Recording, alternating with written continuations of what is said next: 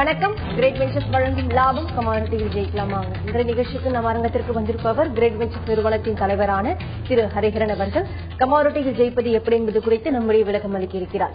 நேர்களை நீங்கள் செய்ய வேண்டியவை டிவி ஸ்கிரீன்ல பிளாஷ் ஆகிட்டு இருக்க இந்த நம்பருக்கு டயல் செய்து உங்கள் கேள்விகளை கேட்கலாம். வாங்க நிகழ்ச்சி போகலாம். வணக்கம் சார். நேற்றைய மார்க்கெட் மூவ்மெண்ட்ஸ் எப்படி இருந்தது? நேற்று வந்து கோல்ட் ரேட் வந்து ஒரு 112 ரூபீஸ் வந்து ஒரு குறைஞ்சிருக்கு, ரெடியூஸ் ஆயிருக்கு. அதை பத்தி சொல்லுங்க சார். அதாவது நீங்க சொல்றது நேற்று முன்தினத்தோட பாதிப்பு நேற்று இங்க லோக்கல் மார்க்கெட்ல பார்த்து சொல்றீங்க. பட் ஆக்சுவலா எம்சிஎக்ஸ்ல எடுத்து பார்த்தோம்னா நேற்று நைட்டு க்ளோசிங்க்கு கிட்டத்தட்ட 53 ரூபாய் தான் இறங்கி இருக்கு இங்க எடுத்து பார்த்தோம்னா. At the same time international மார்க்கெட்ல எடுத்து பார்த்தோம்னா நேற்று முன்தினம் $1234 இருந்து $1224 மார்க்கெட் செட்டில் இருக்கு. முக்கியமா நம்ம எதிர்பார்த்த அந்த எஃப்ஓஎம்சி மீட்ல இன்ட்ரெஸ்ட் ரேட்டை நாங்க இப்போதைக்கு ஹைக் பண்ணல, அப்படி இப்போதைக்கு ஹைக் பண்ணலன்னா நேற்று நடந்த மீட்டிங்ல ஹைக் பண்ணல அப்படிங்கிற மாதிரி ஒரு செய்தி வெளியிட்டு அதனை அடுத்து ஸ்டிமுலஸ் பேக்கேஜ் அந்த $10 பில்லியன் மேற்கொண்டு குறைச்சிருக்காங்க. அது குறைச்சதுனால குறைச்சாலே என்ன அர்த்தம் அப்படின்னா யுஎஸ் எக்கானமி ஸ்ட்ராங்கா இருக்கு, அதனால நாங்க அதாவது கடன் உதவியை நாங்க குறைச்சிக்கிறோம் அப்படிங்கிற மாதிரி ஃபெட் ஒரு செய்தி வெளியிட்டதும் that is US dollar strong ஆகுது. அப்போ எல்லாருமே என்ன பண்றாங்க, கோல்டு செல் ஆஃப் பண்ணிட்டு டாலருக்கு டைவர்ட் ஆனதுனால கோல்டு மேலும் ஒரு $10 சரிவு நேற்று கொடுத்தது. ஆனா முக்கியமான சைக்கலாஜிக்கல் சப்போர்ட் 1220 இன்னும் பிரேக் ஆகல. நம்பர் 1. ஆயிலை பொறுத்த வரைக்கும் நேற்று இன்வென்ட்ரி கொஞ்சம் பெட்டரா இருந்ததுனால மார்க்கெட் கொஞ்சம் தட் இஸ் வெட்னஸ்டே இல்லையா நேற்று 8 மணிக்கு இன்வென்ட்ரி கொஞ்சம் பெட்டரா இருந்தனால மார்க்கெட் கொஞ்சம் இறங்கி 1732 செட்டில் இருக்கு.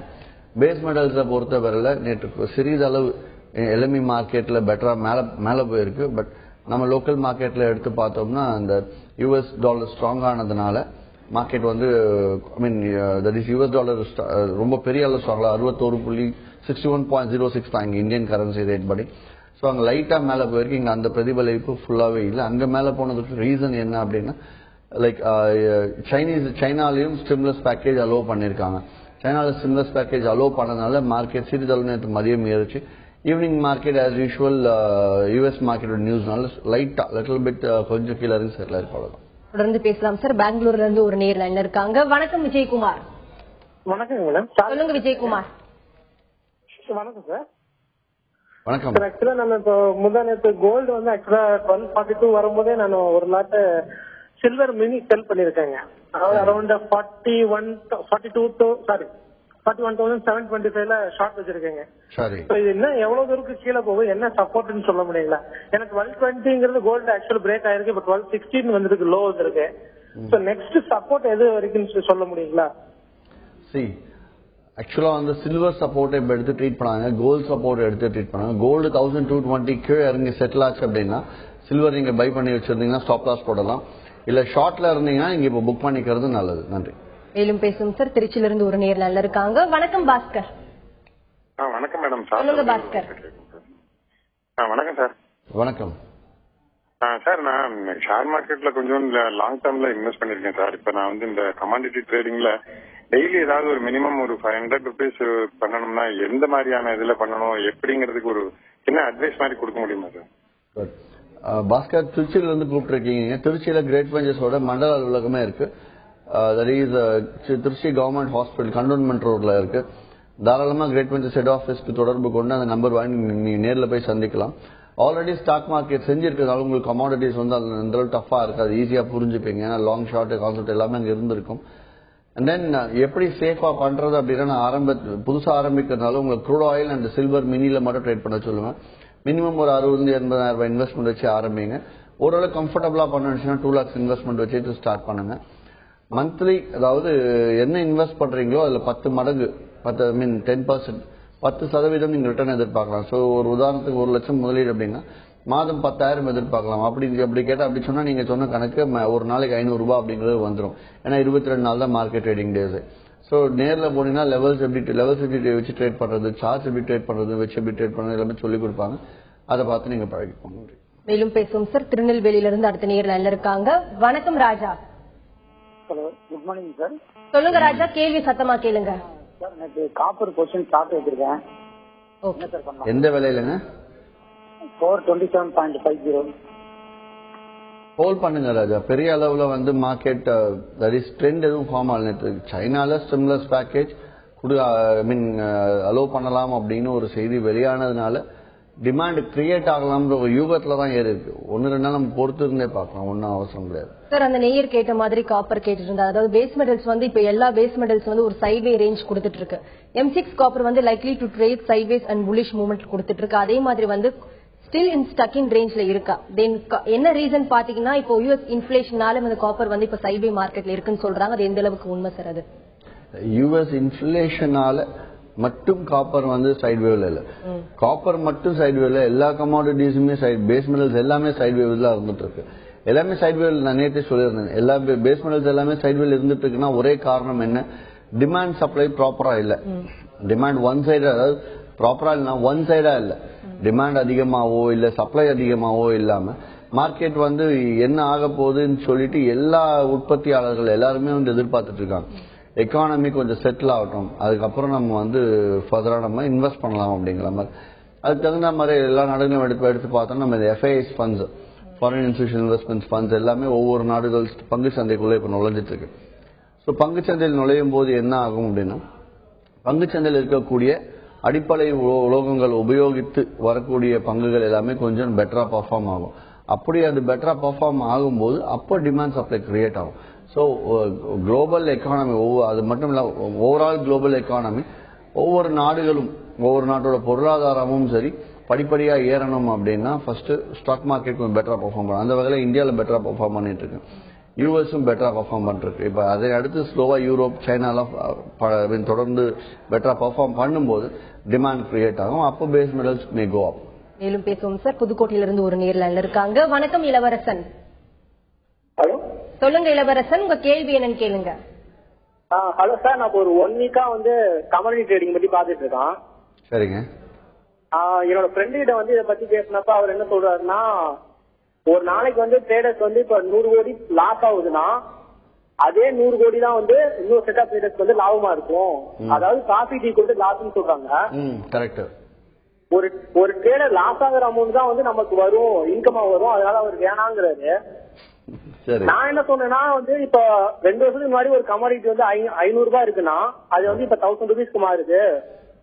அப்ப ஓவராலா பார்த்தா ப்ராஃபிட் தான் அதிகமா இருக்கும் அப்படின்னா என்னோட டவுட் என்னன்னா, ப்ராஃபிட் வந்து ஈக்குவல் டு லாஸா இருக்குமா இல்ல ப்ராஃபிட் வந்து கிரேட்டர் தென் லாஸா இருக்குமா? அதான் சார் இந்த ஓவராலா பார்க்கும்போது. அதாவது உங்களுக்கு சொன்னவரு பாதி விஷயத்த கரெக்டா சொல்லிருக்காரு, மீதி விஷயத்த உங்களுக்கு புரிய வைக்கல, இல்ல அவருக்கே புரியாம இருந்திருக்கலாம். அதாவது ஒரு நாளைக்கு MCXல ஒரு உதாரணத்துக்கு சொல்றேன், ஒரு 500 கோடி அதாவது நஷ்டம் அடைஞ்சவங்க லாபம் அடைஞ்சவங்க 2 பேரும் தனித்தனியா பிரிச்சு வச்சோம் அப்படின்னா, நஷ்டம் அடைஞ்சவங்க 500 கோடி விட்டுருந்தாங்கன்னா அதே 500 கோடி லாபம் பண்ணவங்களும் எடுத்திருப்பாங்க. As simple as that. இது வந்து டெய்லி நைட்டு முடியும் போது 0ல தான் முடியணும். ஏன்னா யாரோட பணமும் ஒருத்தர் பணம் தான் மற்றவங்க கிட்ட போகும். இது வந்து கமாடிட்டிஸ்ல மட்டும் கிடையாது. இப்போ ஒரு சாதாரண ஒரு வியாபாரம், லேப்டாப் வியாபாரமே செய்றீங்க. நீங்க வாங்கும்போது நீங்க வந்து ஒரு லேப்டாப் 42,000க்கு வாங்குறீங்க. வாங்கி அதே லேப்டாப்பை நீங்க இன்னொருத்தர்கிட்ட 45,000க்கு தானே விற்பீங்க. 42,000க்கு நீங்க விற்கலாம் இல்லையா? ஏன் நீங்க 45,000க்கு விற்கிறீங்க? தெரிஞ்சே வந்து நீங்க விற்கக்கூடிய ஒரு 3,000 ரூபாய் ஏமாறுறாரு. கரெக்ட் தானே? சோ அப்படி பார்க்கும்போது அவரோட லாஸ், அவரோட ஆப்பர்ச்சுனிட்டி லாஸ் உங்களுக்கு வந்து சாதகமா முடியுது. அதனால பிசினஸ்னாலே ப்ராஃபிட் அண்ட் லாஸ் இருக்குதான் செய்யும். ஒருத்தரோட நஷ்டம், ஒருத்தரோட அறியாமை தான் வந்து இன்னொருத்தரோட லாபம்ங்கிறது பிசினஸ் நடக்கிற ஒரு விஷயம். சோ அப்படி பார்க்கும்போது உங்களுக்கு இன்னொருத்தரோட இன்னொருத்தர் லாஸ் பண்ணாதான் நமக்குன்னு கிடையாது. இன்னொருத்தர் வந்து ஷார்ட் போயிருப்பார். நீங்க கேட்டீங்க மார்க்கெட் ஏறிட்டே வரும்போது ஒன் சைடா போவோம் இல்லையா, ஏன் நீங்க வந்து லாஸ் ஆகலாம்னு ஏன் சொல்றீங்க அப்படிங்கிற மாதிரி நீங்க கேட்கலாம். இல்ல லாங் இருக்கு, ஷார்ட் இருக்கு, வாங்கியும் விற்கலாம். விலை ஏறும் போது குறைஞ்ச விலைக்கு வாங்கி அதிக விலைக்கு விற்கிறது ஒரு விதமான வியாபாரம். மற்றொரு விதமான வியாபாரம் என்ன, விலை குறையும் போது அதிக விலைக்கு பொருளே இல்லாம வித்துட்டு விலை குறைஞ்சோன்னா அந்த பொருள் நீங்க வாங்கலாம். சோ அதுவும் உங்களுக்கு லாபத்தை கொடுக்கும். சோ இப்படி பார்க்கும்போது மேலே ஏறும், மார்க்கெட்டோட விலை ஒரு உதாரணத்துக்கு 100 ரூபாயிலிருந்து 110 ரூபா வரும்போது நீங்க 100 ரூபாய் வாங்கிட்டீங்க, நீங்க 110 வந்து 10 ரூபாய் லாபத்துக்கு நீங்க விற்கிறீங்க. நீங்க 100 ரூபாய்க்கு வாங்கும் போது இன்னொருத்தர் 100 ரூபாய்க்கு வித்திருப்பாரு. ஷார்ட், அதாவது மார்க்கெட் இறங்குங்கிற கணிப்புல அவர் செல் பண்ணிருப்பார். அப்ப என்ன, மார்க்கெட் 102 வரும்போதே அவர் அதை வந்து அந்த ஷார்ட்டை வந்து என்ன பண்ணுவாரு, நஷ்டத்துக்கு 2 ரூபாய் லாஸுக்கு ஸ்டாப் லாஸ் போட்டு பை பண்ணிட்டு வெளியாவார். சோ அவரோட நஷ்டம் 2 ரூபாய். சோ அவரு பை பண்ணும் போது இன்னொருத்தர் வித்திருப்பாரு அதே 2 ரூபாய்க்கு. அவர் 2 ரூபாய்க்கு 102க்கு விற்கும் போது அவர் 98க்கு வாங்கினது 102க்கு வித்திருப்பார். சோ இந்த மாதிரி ஒவ்வொருத்தரோட பணம் ஒவ்வொருத்தருக்குள்ள மாறி மாறி போயிட்டு இருக்கு. இது வந்து கமாடிட்டிஸ் ஆன்லைன்னாவே வேகமா நடக்கிற மாதிரி தெரியுது. பட் பொதுவா வந்து இதுதான் பிசினஸ், இதுதான் வந்து தம் ரூல் ஆஃப் பிசினஸ். எந்த ஒரு இல்லைன்னா வந்து லாபம் நஷ்டமே கிடையாது. இன்னொருத்தர் ஏமாத்த கூடாது நீங்க நினைச்சிட்டீங்க, இன்னொருத்தர் லாஸா கூட நினைச்சா நீங்க வாங்கின விலைக்கு வித்துதான். அது வந்து சரிப்படாது இல்லையா? நன்றி சார். தொடர்ந்து பேசலாம். விழுப்புரத்துல இருந்து ஒரு நேர்ல இருக்காங்க. வணக்கம் ஹரிகிருஷ்ணன். ஹரிகிருஷ்ணன் மேடம். சொல்லுங்க ஹரிகிருஷ்ணன். இன்னைக்கு என்ஜியோட inventory expected sir evening around 8 o'clock. So வந்து நம்ம இன்வென்ட்ரியோட லெவல்ஸ் வந்து இன்னைக்கு யூஎஸோட கிளைமேட் அண்ட் ஸ்டாக் பொறுத்து அது ஒரு கேள்வி சார். 2 வந்து குரூட் ஆயில் லெவல் எப்படி இருக்கு போகுது சார் ஃபியூச்சர்ல? நான் அதே பார்த்தேன். கேஸ் இன்வென்ட்ரி இன்னைக்கு இருக்கு. நேற்று ஆயில் இன்வென்ட்ரி அப்ப ட்ரேட் பண்ணி இருந்தால் 80% நஷ்டமானது வந்து அதிகம். ஏன்னா அந்த பீரியட் நான் ட்ரேட் பண்ண சொன்ன மாதிரி இன்னைக்கும் நேச்சுரல் கேஸ் டைம்ல ட்ரேட் பண்ண வேண்டாம்னு சொல்லுவேன். ஏன்னா நேச்சுரல் கேஸ் இன்வென்ட்ரி 8 மணிக்கு வர இருக்கு. அந்த ஒரு 7:50 இருந்து ஒரு 8:10 8:15 வரைக்கும் ட்ரேடிங் அவாய்ட் பண்றது நல்லது. இருந்தாலும் இன்னைக்கு நேச்சுரல் கேஸ்க்கும் ஆயிலுக்கும் இன்னைக்கு இன்ட்ராடே லெவல்ஸ் சொல்றேன். அதை வச்சு நீங்க குறைந்தபட்ச லாபம் எடுத்துட்டு வெளியாகிறது நல்லதுன்னு சொல்லுவேன். சரி, கேஸை பொறுத்தவரை இன்னைக்கு 245 ரூபாய் 55 காசுக்கு மேலே ஏறிச்சுன்னா பை பண்ணலாம். ₹1 லாபத்துல வெளியேடுங்க. அதே செல்லிங் வந்து 243 ரூபாய் 30 காசுக்கு செல் பண்ணலாம். அதுலயும் ₹1 லாபத்திலே ₹2 லாபம் செல் சைடு இருந்தாலும் ₹1 லாபத்துல வெளியாகிறது நல்லது. க்ரூட் ஆயில பொறுத்தவரை 5765க்கு மேல பையிங், ₹10 இருந்து ₹12 லாபத்துல வெளியாகலாம் பை பண்ணி. அதே ஷார்ட் வந்து 5723க்கு செல்லிங் போயிட்டு அதே ₹10 ₹12 லாபத்துல வெளியாகலாம். ஏன்னா ஆயில் வந்து இன்னைக்கு யூஸ்வலா ₹8 ₹10 இன்னைக்கு ₹10-12 வெயிட் பண்ணலாம். ரீசன் என்னன்னு எடுத்தோம்னா மார்க்கெட் வந்து நேத்து ஒரு நல்ல வைட் ரேஞ்ச் கொடுத்துருக்காங்க. இன்னைக்கு பெட்டர் ஆப்பர்ச்சுனிட்டிஸ் இன்னைக்கு இருக்கு. நன்றி. மேலும் பேசுவோம் சார். சேலத்திலிருந்து நெக்ஸ்ட் காலர் லைன்ல இருக்காங்க. வணக்கம் ஜெகன். மேடம் வணக்கம் மேடம். சொல்லுங்க ஜெகன். சார் நிக்கல் நம்ம எப்ப பை பண்ணலாம் சார்? என்ன ரேட்ல பை பண்ணலாம் சார்? டார்கெட் அப்படியே சொல்லிடுங்க சார். நிக்கல் இன்ட்ராடேக்கு கேட்டீங்க அப்படின்னா 1107 ரூபாய் தாண்டும் போதே பை பண்ணிடலாம். நீங்க ₹4 லாபம் இருக்கு ஆக்சுவலா மார்க்கெட் டார்கெட். பட் இருந்தாலும் ஒரு ₹2 ₹3 வெளியாகிறது நல்லதுன்னு சொல்லுவேன். அதே செல் சைட் ஷார்ட் போகணும்னு நினைச்சீங்கன்னா 1095 கீழே போகும்போது செல் போகலாம். அதுலயும் செல் போனாலும் ஒரு ₹5 டார்கெட் இருக்கு. இருந்தாலும் நீங்க ஒரு ₹3 4 வெளியாகிறது நல்லது. நன்றி சார். நீங்க எதுக்காக வந்து இன்வென்ட்ரி லெவல் வந்து ரிலீஸ் ஆகும்போது வந்து ட்ரேட் பண்ணாதீங்கன்னு சொல்ல வரீங்க சார்? அதாவது இன்னைக்கும் ஸ்டாக் மார்க்கெட்ல இருந்து கமாடிட்டிஸ்க்கு வரவங்களும் சரி, இல்ல புதுசா வரவங்களும் சரி, அவங்க வந்து இந்த மார்க்கெட்ல பையிங் செல்லிங் பிரஷர், மார்க்கெட்ல எஃப்ஐ போட்டுட்டு நம்பர் ஆஃப் பையர்ஸ் அதிகமா இருந்தா மார்க்கெட் அப் ட்ரெண்ட் நினைக்கிறதும், நம்பர் ஆஃப் செல்லர்ஸ் அதிகமா இருந்தா மார்க்கெட் டவுன் ட்ரெண்ட் நினைக்கிறதும் இருக்கு.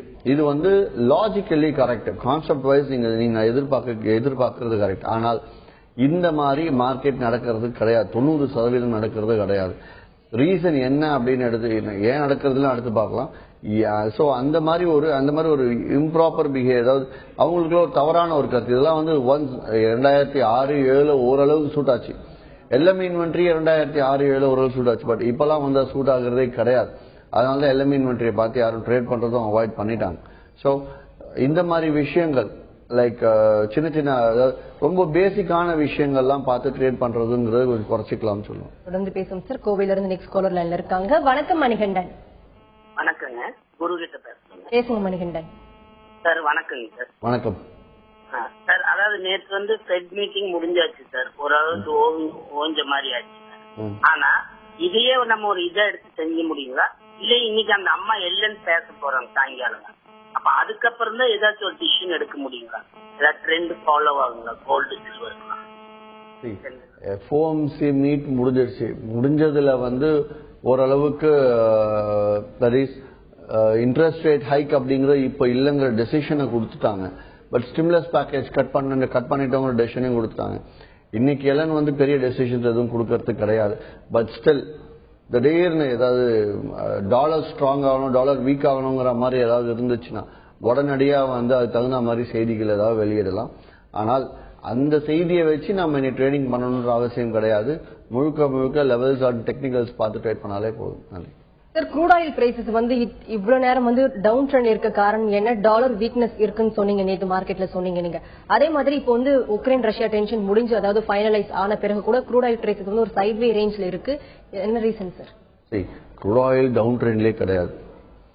மார்க்கெட் வந்து லாங் ரேஞ்ச் போகும். $90 $92 இருந்து $110 ஒரு வருட காலமா இருந்துட்டு இருக்கு மார்க்கெட். $108 சொல்லலாம். ஸோ அந்த ரேஞ்சுக்குள்ளே இருந்துட்டு இருக்கு. அது மட்டும் இல்லாம ஸோ இந்த ரேஞ்சுங்கும் போது இட்ஸ் வெரி லாங் ரேஞ்ச் இது. அதே மாதிரி ரஷ்யா உக்ரைன் டென்ஷன்னால க்ரூட் ஆயிலோட விலை ஏறல. அதனால ரஷ்யா உக்ரைன் டென்ஷன் ரிலீஸ் ஆனதுக்கு அப்புறமாவும் அதனால க்ரூட் ஆயில் இறங்கணுன்ற அவசியமும் கிடையாது. ஸோ ஏன்னா இதுக்கு இறங்குச்சு அப்படின்னா அப்ப ஏன் ஏறலங்கிற கொஸ்டின். அதனால ரெண்டுமே நடக்கலாம், நல்ல விஷயம் தான். M6 சில்வர் அண்ட் சில்வர் வந்து இப்ப பேரிஷ் பேட்டர்ன் இருக்கா, இப்போ வந்து செல் ஆன் ரைஸ் மூவ்மெண்ட்ல இருந்தா இப்ப செல் பண்ணலாமா சில்வர், அதை பத்தி சொல்லுங்க. இல்ல சரி, அதாவது இந்த கோல்ட் ரேஞ்ச் சொல்லிட்டேன். கிட்டத்தட்ட 1275 இருந்து நம்ம ஃபாலோ பண்ணிட்டே வந்துட்டு இருக்கோம். 275, அப்புறம் 69, அப்புறம் 52, அதுக்கு அடுத்து 58 கொடுத்து, அதுக்கப்புறம் 45 கொடுத்து, இப்ப 20 கொடுத்துருக்கு மார்க்கெட்ல. ஸோ இது ஃபாலோ பண்ணிட்டே வந்துட்டு இருக்கோம். ஸோ இந்த மாதிரி அப்பப்ப சிச்சுவேஷன்ஸ் பார்த்து போறது நல்லதே தவிர ரைஸ் ஆகும்போது நம்ம செல் பண்ணலாமா அப்படின்னு சொல்லிட்டு எதிர்ப்பு நம்ம நினைக்கவே கூடாது. ஏன்னா ஒரு சின்ன செய்தியினால மார்க்கெட் டெக்னிக்கலே ஒரு 20% டெக்னிக்கல் ஃபெயிலியர் ஆகும்னு சொன்னதால ஃபெயிலியர் மார்க்கெட் ரிவர்ஸ் ஆகிறதுக்கும் சான்சஸ் இருக்கு. அதனால இன்னும் ட்ரெண்டே ஃபார்ம் ஆகல. ரொம்ப நாளா இருந்ததுக்கு ட்ரெண்ட் 1220, அது இன்னும் பிரேக் ஆகல இல்லையா. அதனால கொஞ்சம் நிதானமா இருக்கிறது நல்லது. தொடர்ந்து பேசும் சார். நெக்ஸ்ட் காலர் லைன்ல இருக்காங்க. வணக்கம் கமலக்கண்ணன். வணக்கம் மேடம். சொல்லுங்க கமலக்கண்ணன். வணக்கம் சார். இப்ப இந்த காட்டன் நம்ம இந்தியாவில வந்து இப்ப நல்ல டிமாண்ட் இருக்கு சார். ஆக்சுவலி அது ஒண்ணு. அது வந்து என்ன லெவல்ல இருக்கு NCDX காட்டன்? காட்டன் மோஸ்ட்லி நான் வந்து அக்ரி கவுண்டர்ஸ் பக்கம் போறது கிடையாது. இருந்தாலும் இப்ப காட்டன் கொஞ்சம் MCXல காட்டனை ப்ரமோட் பண்ணிட்டு இருக்காங்க. எனக்கு அதை பத்தி எக்ஸ்ட்ரா நோ ஐடியா, சும்மா சொல்லக்கூடாது, நோ ஐடியா. நீங்க வேணும்னா நீங்க கிரேட் வெஞ்சர்ஸ்க்கு இமெயில் போடுங்க, இல்ல கிரேட் வெஞ்சர்ஸ் ஹெட் ஆஃபீஸ்க்கு தொடர்பு கொள்ளுங்க. நானே பர்சனலா செக் பண்ணிட்டு ட்ரெண்ட் என்னன்னு பார்த்துட்டு நான் உங்களுக்கு சொல்றேன். நன்றி சார். தொடர்ந்து பேசலாம். நாமக்கல்ல இருந்து ஒரு நேர் லைன்ல இருக்காங்க. வணக்கம் குந்தன். சொல்லுங்க குந்தன். சார் இப்ப என்னோட ஏஜ் 22 தான் ஆகுது. நான் இப்ப ஷேர்ல இன்வெஸ்ட் பண்ணலாம்னு இருக்கேன். லாங் டர்ம் பெட்டரா இல்ல ஷார்ட் டர்ம் பெட்டரா? ஸ்டாக் மார்க்கெட்டை பத்தி நான் பேச மாட்டேன், கமாடிட்டிஸை பத்தி மட்டும் தான் பேசுவேன். நீங்க ஸ்டாக் மார்க்கெட்ல நீங்க ட்ரேட் பண்ண நினைச்சீங்க அப்படின்னா like delivery cash market delivery எடுத்து வச்சுக்கிறது நல்லது. அந்த விதத்துல எது வந்து டாப் கேட்டகரிஸ் டாப் ஸ்டார் இருக்க ஸ்டாக்ஸோ அதுல இன்வெஸ்ட் பண்றது நல்லதுன்னு சொல்லுவேன். பட் டீப்பா நான் போகிறேன். பட் கமாடிட்டிஸ்க்கு நீங்க வரணும்னு நினைச்சீங்க, இந்த நிகழ்ச்சி பார்த்து கமாடிட்டிஸ்க்கு வரணும்னு நினைச்சீங்கன்னா நாமக்கல்ல கிரேட் வெஞ்சர்ஸோட டைரக்ட் ரீஜனல் ஆஃபீஸே இருக்கு. டேரக்டா நீங்க அங்க போய் தொடர்பு கொண்டீங்கன்னா கண்டிப்பா உங்களுக்கு மார்க்கெட்டை பத்தி ஒரு 2 நாள் சொல்லி கொடுத்துட்டு, டெய்லி ஒரு 2 hours உட்கார்ந்தா போதும், மார்க்கெட்டை பத்தி சொல்லி கொடுத்துட்டு அதுக்கப்புறம் நீங்க பிடிச்சிருந்தால் அதை நீங்க தேர்ந்தெடுத்து பண்ணலாம். நன்றி. தொடர்ந்து பேசலாம் சார். வேலூர்ல இருந்து அடுத்த நேர் லைன்ல இருக்காங்க. வணக்கம் சரவணன். வணக்கம் மேடம். சொல்லுங்க சரவணன், பேசுங்க சார். வணக்கம் சார். வணக்கம் சார். நான் நேச்சுரல் கேஸ் நேற்று பை பண்ணிருக்கேன் 245.40ல. இப்போ அதை எப்படி ஹோல்ட் பண்ணலாங்களா, எங்க ஸ்டாப் லாஸ் வைக்கணும், எங்க டார்கெட் வைக்கணும் கொஞ்சம் சொல்றீங்களா? நான் டிவில 245.40ல பையிங்களா? ஆமா. ஒரு ரூபா தான் இறங்கி இருக்கு, ஹோல்ட் பண்ணுங்க. இன்னைக்கு ஸ்டாப் லாஸ் வேணா 243 ரூபாய் கீழே நீங்க ஸ்டாப் லாஸ் வச்சுட்டு அப்படி அது கீழே இருந்துச்சுன்னா நீங்க 2 லாட்டோ இல்ல 3 லாட்டோட ஷார்ட் அடிச்சு 1 ரூபா லாபத்துல நீங்க வெளியாகலாம். இல்ல 245 ரூபாய் 55 காசுக்கு மேல ஏறிச்சு, நீங்க என்ட்ரி கொடுத்த பாயிண்ட்டுக்கு மேல ஏறி நின்னாலும் 1 ரூபா லாபத்துக்கு நீங்க வெயிட் பண்ணியே வெளியாகலாம். நன்றி சார். LME இன்வென்ட்ரியில வந்து நிக்கல் வந்து கெயின் ஆயிருக்கா? நிக்கல் மூவ்மெண்ட்ஸ் பத்தி சொல்லுங்க சார். இல்ல LME இன்வென்ட்ரி நேற்று ஒரு நாள் லைட்டா மார்க்கெட் மேல போயிருக்கு. அதை வச்சு நம்ம வந்து நிக்கல் மூவ்மெண்ட் கெயின்ல பேஸ்மெண்ட் எல்லாமே லைட்டா little bit of great ventures சார்பாக வந்து இது வரைக்கும் எத்தனை பிரான்ச்சைசி வந்து இருக்கு சார், அதை பத்தி சொல்லுங்க. பிரான்சஸ் எடுத்தா ஓன் பிரான்சஸ், ரீஜனல் ஆபீசஸ் மட்டும் தமிழ்நாடுல மட்டுமே 11 இடத்துல இருக்கு. அது இல்லாம பிரான்சைசின்னு எடுத்தா கிட்டத்தட்ட வந்து ஒரு 72-73 பிரான்சைசி இருக்கும். அதுல ஆக்டிவா நல்ல ப்ராப்பரா ஒர்க் ஆயிட்டு இருக்க பிரான்சைசி ஒரு 40க்கும் மேற்பட்டது இருக்கும். சார், பிகினர்ஸ் வந்து ஸ்டார்டிங்ல வந்து நீங்க மினி வச்சு நீங்க ப்ராஃபிட் அதாவது ட்ரேட் பண்ண சொல்றீங்க, ஏன் மெகா வச்சு நீங்க சூஸ் பண்ணாதீங்க, அதாவது எடுக்காதீங்க சொல்ல வரீங்க சார் ட்ரேடிங்ல? இல்ல பிகினர்ஸ் மினில பண்ண சொல்லுவேன். கொஞ்சம் ஓரளவுக்கு கத்துக்கிட்டு பழகினவங்க அடுத்து ஆட்டோமேட்டிக்கா அவங்களே மெகாக்கு மூவ் ஆயிடுவாங்க. மினிலே பண்ணிட்டு இருக்கிறது தான் வேஸ்ட். மினி பிகினிங் ஸ்டேஜ்க்கு புதுசா வரவங்க மெகால பண்ணணும்னா இன்வெஸ்ட்மெண்ட் 2 lakhs வைக்கணும் கோல்டுக்கு. ஸோ அப்படி வச்சு பண்ணணும் அப்படின்னா கொஞ்சம் யோசிப்பாங்க. அதுக்காக கோல்டு மினில என்ட்ரி கொடுத்து பழகிட்டு அதுக்கப்புறம் கோல்டு மெகா போறது பெட்டர்னு சொல்லுவாங்க. மேலும் பேசுவோம் சார். அடுத்த நேரில் இருக்காங்க. வணக்கம் சொக்கலிங்கம். புப்புலிங்கம். சொல்லுங்க, உங்க கேள்வி என்னன்னு கேளுங்க. அதான் மேடம், நான் இப்போதைக்கு ஒன்னும் ஒர்க் பண்ணல. ஒரு 500 ரூபாய் டெய்லி சம்பாதிக்கிற மாதிரி ஏதாவது இன்வெஸ்ட் பண்ணலாமா? எதுல பண்ணலாம், என்ன பண்ணலாம்? சொக்கலிங்கம் எங்க இருந்து கூப்பிடுறீங்க? சென்னை சார். சென்னையில ஹெட் ஆபீஸ்க்கே நீங்க வரலாம் தாராளமா. லைக் இன்னைக்கோ நாளைக்கோ நீங்க கிரேட் வெஞ்சர்ஸ் ஹெட் ஆபீஸ்க்கு தொடர்பு கொண்டு நேரில் வாங்க. மார்க்கெட்டை பற்றி ஃபுல்லா சொல்லி கொடுப்பாங்க. 500 இல்ல 1000 ரூபாய் ஒரு நாளைக்கு சம்பாதிக்கிறது கமாடிட்டிஸ்ல ஈஸி தான். அது எப்படிங்கிற விஷயம் நீங்க நேரில் வந்து கம்ப்ளீட்டா கத்துக்கலாம். நன்றி. Precious metals and base metals. Precious மெட்டல்ஸ்ல வந்து ஏதாவது ஒரு டர்ன் ஓவர், அதாவது சேஞ்ச் ஏற்படும் போது அதை பேஸ் மெட்டல்ஸ் வந்து ஏதாவது அஃபெக்ட் பண்ணுமா? அதாவது சேஞ்சஸ் இருக்குமா? இதனோட தாக்கம் இருக்குமா? ப்ரீஷியஸ் மெட்டல் அதனோட டிமாண்ட் சப்ளையால மட்டும் ஏற்றம் இறக்கம் இருந்துச்சு அப்படின்னா பேஸ் மெட்டல்ஸ் பாதிப்பு இருக்காது.